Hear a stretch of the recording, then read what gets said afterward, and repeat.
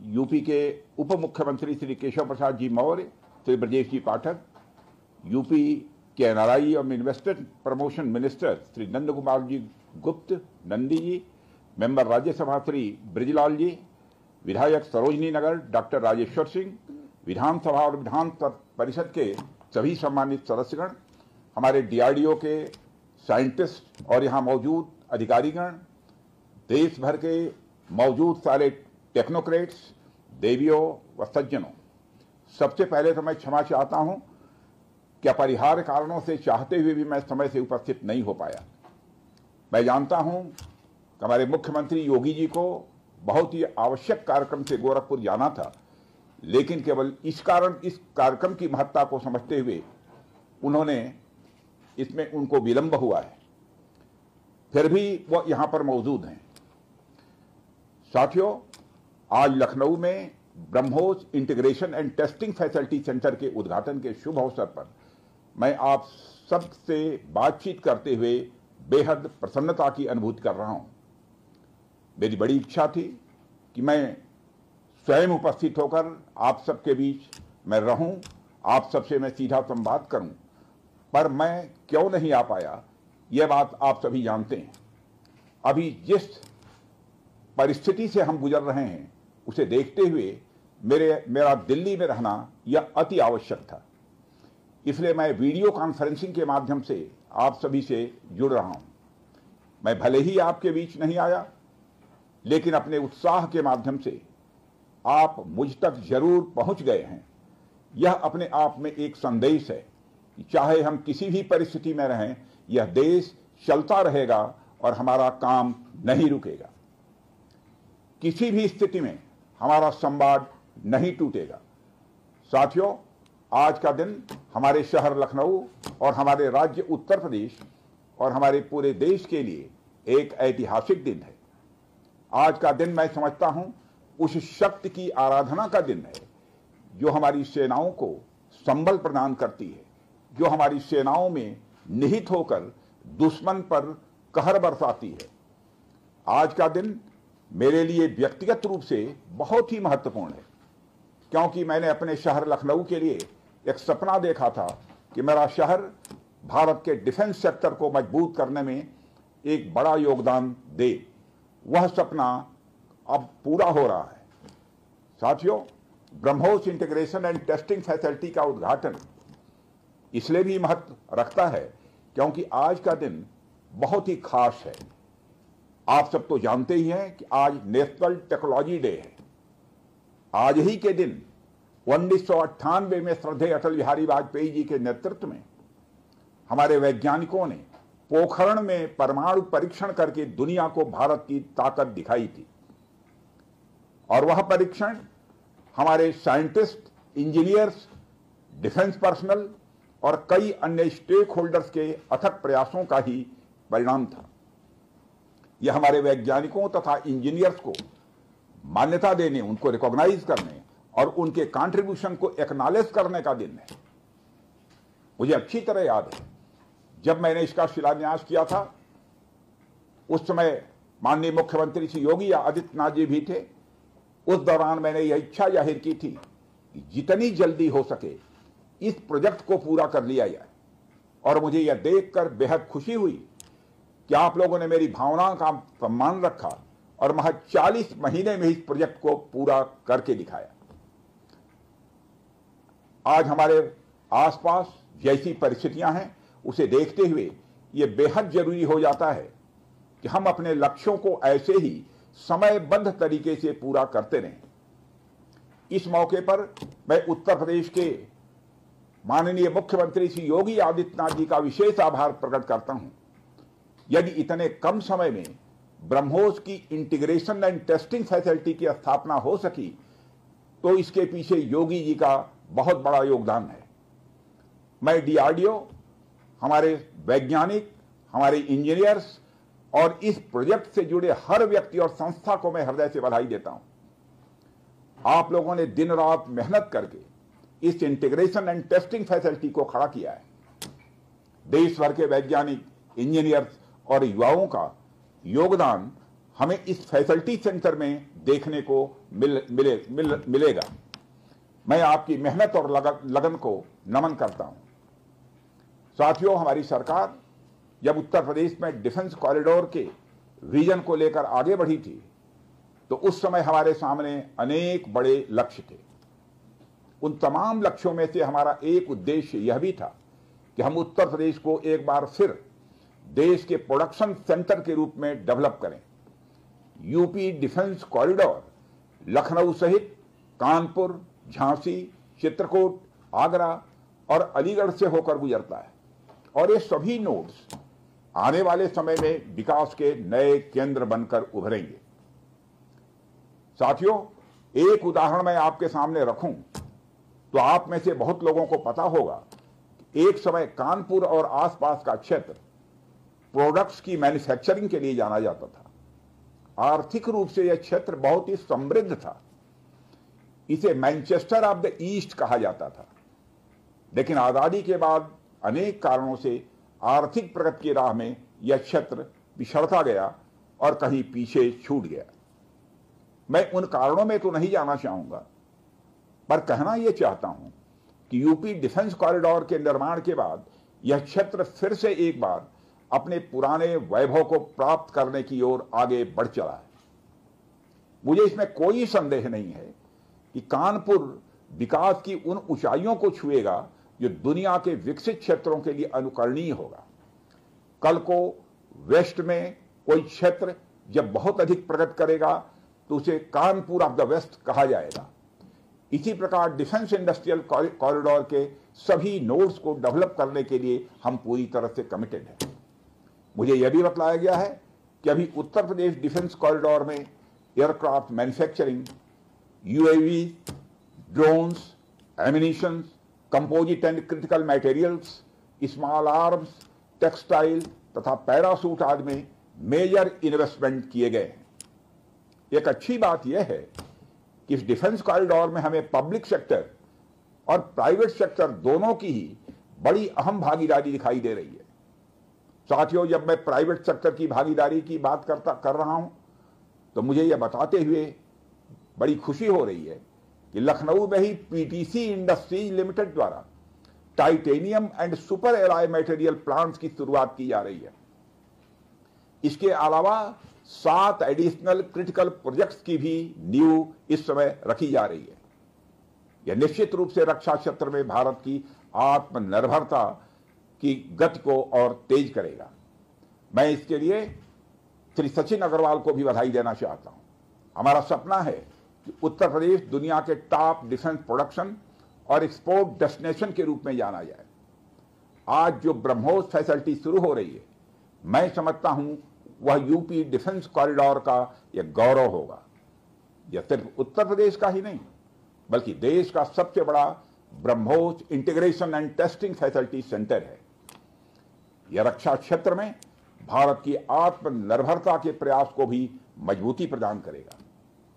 साथियों, जहां तक ब्रह्मोस का प्रश्न है तो आप सभी यह जानते हैं कि ब्रह्मोस दुनिया के सबसे तेज सुपरसोनिक क्रूज मिसाइल्स में से एक है। ब्रह्मोस सिर्फ एक हथियार नहीं है बल्कि यह अपने आप में एक मैसेज है। मैसेज हमारी आर्म्ड फोर्सेस के स्ट्रेंथ का है। मैसेज दुश्मन के प्रति हमारी डेटरेंस का है, प्रतिरोधक क्षमता का है। मैसेज हमारी बॉर्डर्स की सेफ गार्डिंग के हमारी प्रतिबद्धता का है। साथियों, पोखरण परमाणु परीक्षण में महत्वपूर्ण योगदान देने वाले मिसाइल मैन और हमारे पूर्व राष्ट्रपति डॉक्टर एपीजे अब्दुल कलाम ने यह कहा भी था कि unless India stands up to the world, no one will respect us in this world. Fear has no place, only strength respects strength. अर्थात दुनिया कमजोरों का नहीं बल्कि शक्तिशाली का सम्मान करती है। उनका विजन था कि हमें अपनी ताकत को और मजबूत करना होगा। जब तक कोई देश ताकतवर नहीं होगा, दुनिया उसका सम्मान नहीं करेगी। आज भारत दुनिया के सबसे शक्तिशाली राष्ट्रों में से एक है। हम लगातार अपनी ताकत और बढ़ा रहे हैं और मैं समझता हूं कि आज जो फैसिलिटी सेंटर शुरू हो रहा है, यह भारत की शक्ति को और मजबूत करने में सहायक होगी। साथियों, यह केवल एक फैक्ट्री का उद्घाटन भर नहीं है, बल्कि मैं समझता हूं कि यह रक्षा क्षेत्र में भारत की आत्मनिर्भरता की दिशा में एक बहुत बड़ा कदम है। उत्तर प्रदेश डिफेंस इंडस्ट्रियल कॉरिडोर बनने के पश्चात उत्तर प्रदेश के इंडस्ट्रियल डेवलपमेंट का एक नए सिरे से श्री गणेश हो चुका है। इस डिफेंस कॉरिडोर में अब तक कुल 180 के लगभग एमओयूज साइन किए जा चुके हैं, जिसमें 34,000 करोड़ रुपए का इन्वेस्टमेंट प्रपोज्ड है। आपको यह जानकर खुशी होगी कि अभी तक इस कॉरिडोर में 4,000 करोड़ रुपए का इन्वेस्टमेंट किया भी जा चुका है। साथियों, टेक्नोलॉजी डे के दिन इस हाई टेक्नोलॉजी प्लेटफॉर्म फैसिलिटी को इनागुरेट करना अपने आप में एक लैंडमार्क डे है, परंतु इसके साथ साथ यह भारत की नई इनोवेटिव एनर्जी को भी दिखाता है, जिसको हमने पिछले कुछ सालों में गति देने का प्रयास किया है। हम सब जानते हैं कि इस समय टेक्नोलॉजी के क्षेत्र में, खासकर critical high and frontier technology के क्षेत्र में बड़ी तेजी से बदलाव आ रहा है। चाहे सिविल सेक्टर हो या डिफेंस सेक्टर, आज रोज नई नई टेक्नोलॉजी सभी प्रकार के प्रोडक्ट्स या सर्विसेज में क्रांतिकारी परिवर्तन ला रही हैं। हमारे जीवन का कोई भी ऐसा कार्य क्षेत्र नहीं है जहां टेक्नोलॉजी हमें डिसरप्टिव तरीके से प्रभावित न कर रही हो। दुनिया के हर क्षेत्र में इस टेक्नोलॉजी क्रांति ने एक ऐसी उथल पुथल मचा रखी है जहां पुराने सारे अब तक के स्थापित जो नोशंस हैं, धारणाएं हैं, वह तेजी से बदल रही हैं और ऐसे नए परिवर्तनों का आगाज हो रहा है जिसके बारे में पहले हम सोच भी नहीं सकते थे। ऐसे में नेशनल टेक्नोलॉजी डे एक खास महत्व रखता है और इस खास दिन पर डिफेंस के क्षेत्र में एक हाई टेक्नोलॉजी फैसिलिटी को उद्घाटन करना मेरे, आपके और हम सब के लिए एक गौरव का विषय है। साथियों, ब्रह्मोस भारत और रूस के हाईएस्ट डिफेंस टेक्नोलॉजी का एक संगम है। जिस तरह हमारा उत्तर प्रदेश प्रयाग स्थित संगम के लिए दुनिया भर में जाना जाता है, उसी तरह आने वाले समय में लखनऊ भी इस टेक्नोलॉजी के संगम के लिए जाना जाएगा और यह संगम कई अनेक विशेषताओं को अपने अंदर समाहित करता है। आने वाले समय में यह रोजगार के सीधे यानी डायरेक्ट और इनडायरेक्ट अवसर पैदा करेगा। मुझे यह भी विश्वास है कि आने वाले समय में यह क्षेत्र एक ग्रोथ पोल के रूप में उभर कर सामने आएगा। साथियों, ब्रह्मोस जैसे कॉम्प्लेक्स सिस्टम की एक खास विशेषता होती है और यह सिस्टम अनेक प्रकार के सब सिस्टम, कंपोनेंट्स और पार्ट्स से बने होते हैं जिन्हें किसी भी एक जगह पर निर्मित करना संभव नहीं होता।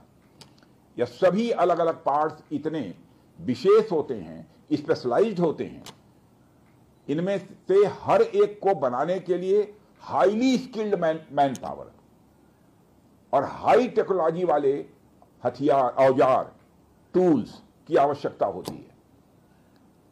आपको मैं यह बताना चाहूंगा कि हमारी डिफेंस इंडस्ट्री के अंदर देश भर में, चाहे वह डीपीएसयूज हो या प्राइवेट सेक्टर की इंडस्ट्रियल यूनिट्स हो या जहां भी स्थापित होती हैं, वहां अपने साथ साथ एमएसएमई यानी छोटी औद्योगिक इकाइयों का एक एंसिलरी इंडस्ट्रियल बेस भी निर्मित करती हैं और इन एंसिलरी इंडस्ट्रियल बेस से पूरे इलाके का एक सामाजिक आर्थिक विकास होता है। मेरा मानना है कि यह फैसिलिटी सेंटर भी वही भूमिका निभाएगा। और साथियों, जैसा कि आप सब जानते हैं, चाहे भारत सरकार हो या राज्य सरकार, हमारी नीति एकदम साफ है। Make in India, make forward. हमारे लिए रक्षा क्षेत्र में आत्मनिर्भरता का अर्थ बहुत व्यापक है। हम इस विचार के साथ आगे बढ़ रहे हैं कि हमें खुद के लिए तो आर्म्स एंड इक्विपमेंट बनाना ही है, साथ ही साथ में पूरी दुनिया को एक्सपोर्ट भी करना है। साथियों, दुनिया की मिलिट्री मार्केट में अपार संभावनाएं हैं। हाल ही में मैं Stockholm International Peace Research Institute की एक रिपोर्ट पढ़ रहा था। उसमें उन्होंने यह बताया है कि वर्ल्ड मिलिट्री एक्सपेंडिचर 2024 में बढ़कर $2,718 बिलियन हो गया है। आप सोचिए, आर्म्स एंड इक्विपमेंट का इतना बड़ा मार्केट हमारी राह देख रहा है। इसलिए हमें बेहद मजबूती से भारत को दुनिया के लिए एक अट्रैक्टिव डिफेंस प्रोडक्ट हब के रूप में विकसित करने की ओर आगे बढ़ना ही होगा। आज का दिन उस विचार की तरफ बढ़ाया गया हमारा एक और ठोस कदम है। इन सारी चीजों ने मिलाकर उत्तर प्रदेश में डेवलपमेंट का एक इकोसिस्टम तैयार किया है। इसी कारण हम उत्तर प्रदेश में डिफेंस कॉरिडोर का भी निर्माण कर पाए। हमने लखनऊ में डिफेंस एक्सपो का भी आयोजन किया। हमने डीआरडीओ के टेस्टिंग सेंटर DTTC की भी स्थापना की। और आज जिस ब्रह्मोस फैसिलिटी का उद्घाटन यहां हो रहा है, इस फैसिलिटी की शुरुआत से ही लगभग 500 डायरेक्ट और 1000 इनडायरेक्ट रोजगार सृजित होंगे। यह भी कहीं न कहीं उस इकोसिस्टम के कारण ही संभव हो पाया है जो श्री योगी आदित्यनाथ जी ने यहां डेवलप किया है। यानी हमारी डबल इंजन की सरकार उत्तर प्रदेश में खेल से लेकर खेत तक, कल्चर से लेकर कनेक्टिविटी तक, पुलिस से लेकर पॉलिसी तक और टेक्नोलॉजी से लेकर टूरिज्म तक हर क्षेत्र में विकास कर रही है। इसलिए मैं उत्तर प्रदेश सरकार को पुनः बधाई देता हूं। हर तरीके से उत्तर प्रदेश और भारत के डेवलपमेंट को लेकर हमारा संकल्प, हमारा समर्पण और हमारी प्रतिबद्धता और भी मजबूत होती जा रही है। साथियों, 11 मई को पोखरण से जो आत्मविश्वास प्रारंभ हुआ था, आज लखनऊ में वह और मजबूत हो रहा है। साथियों, अपनी बात समाप्त करने के पहले मैं कहना चाहता हूं कि जिन भारत विरोधी और आतंकी संगठनों ने भारत माता के मस्तक पर हमला करके कई परिवारों के सिंदूर मिटाए थे, उन्हें भारतीय सेना ने ऑपरेशन सिंदूर के माध्यम से इंसाफ दिलाने का काम किया है। और इसके लिए आज सारा देश भारतीय सेनाओं का अभिनंदन कर रहा है। ऑपरेशन सिंदूर सिर्फ एक सैन्य कार्रवाई भर नहीं है, बल्कि भारत की राजनैतिक, सामाजिक और सामरिक इच्छा शक्ति का प्रतीक है। यह ऑपरेशन आतंकवाद के खिलाफ भारत की दृढ़ इच्छा शक्ति का और सैन्य शक्ति की क्षमता और संकल्प शक्ति का भी प्रदर्शन है। हमने दिखाया है, भारत आतंकवाद के खिलाफ जब भी कोई कार्रवाई करेगा तो आतंकवादियों और उनके आकाओं के लिए सरहद पार की जमीन भी सुरक्षित नहीं रहेगी। भारतीय सेनाओं ने ऑपरेशन सिंदूर को पाकिस्तान में मौजूद आतंकी ढांचा ढहाने के उद्देश्य से लॉन्च किया था। हमने उनके आम नागरिकों को कभी निशाना नहीं बनाया था, मगर पाकिस्तान ने न केवल भारत के नागरिक इलाकों को निशाना बनाया, बल्कि मंदिर, गुरुद्वारा, गिरजाघर पर भी हमले करने का प्रयास किया। भारतीय सेना ने शौर्य और पराक्रम के साथ साथ संयम का भी परिचय देते हुए पाकिस्तान के अन्य ठिकानों पर भी प्रहार करके करारा जवाब दिया है। हमने केवल सीमा से सटे सैन्य ठिकानों पर ही नहीं कार्रवाई की, बल्कि भारत की सेनाओं की धमक उस रावलपिंडी तक सुनी गई जहां पाकिस्तानी फौज का हेडक्वार्टर मौजूद है। मित्रों, भारत में आतंकवादी घटनाएं करने और कराने का क्या अंजाम होता है, यह पूरे विश्व ने उरी की घटना के बाद देखा, जब हमारी सेना ने पाकिस्तान में घुसकर सर्जिकल स्ट्राइक की। पुलवामा के बाद देखा, जब बालाकोट पर एयर स्ट्राइक की गई। और अब पहलगाम की घटना के बाद दुनिया देख रही है कि जब भारत ने पाकिस्तान के भीतर घुसकर मल्टीपल स्ट्राइक्स की हैं। आतंकवाद के खिलाफ जीरो टॉलरेंस की नीति पर चलते हुए हमारे यशस्वी प्रधानमंत्री श्री नरेंद्र मोदी ने स्पष्ट कर दिया है कि यह नया भारत है जो आतंक के खिलाफ सरहद के इस पार और उस पार दोनों तरफ प्रभावी कार्रवाई करेगा। यह हमारे प्रधानमंत्री जी ने स्पष्ट रूप से यह संदेश दे दिया है। मैं एक बार फिर से BrahMos integration and testing facility centre और इस प्रोजेक्ट में शामिल सभी स्टेक होल्डर्स को हार्दिक बधाई देता हूं। मैं साथ ही पीटीसी इंडस्ट्रीज लिमिटेड को भी उनके एम्बिशियस प्रोजेक्ट पर हृदय से बधाई देता हूं। इन तमाम प्रोजेक्ट्स की शुरुआत पर मैं लखनऊ और उत्तर प्रदेश की जनता को भी बधाई देता हूं, जो इस ऐतिहासिक पहल का हिस्सा बन रही है। अंत में मैं आप सभी का आभार प्रकट करते हुए अपनी बात को समाप्त करना चाहता हूं और आप सभी से मैं खेद भी व्यक्त करता हूं कि निर्धारित समय पर मैं इस कार्यक्रम में उपस्थित नहीं हो सका, लेकिन देर आया दुरुस्त आया। आप सबको बहुत बहुत धन्यवाद। जय हिंद।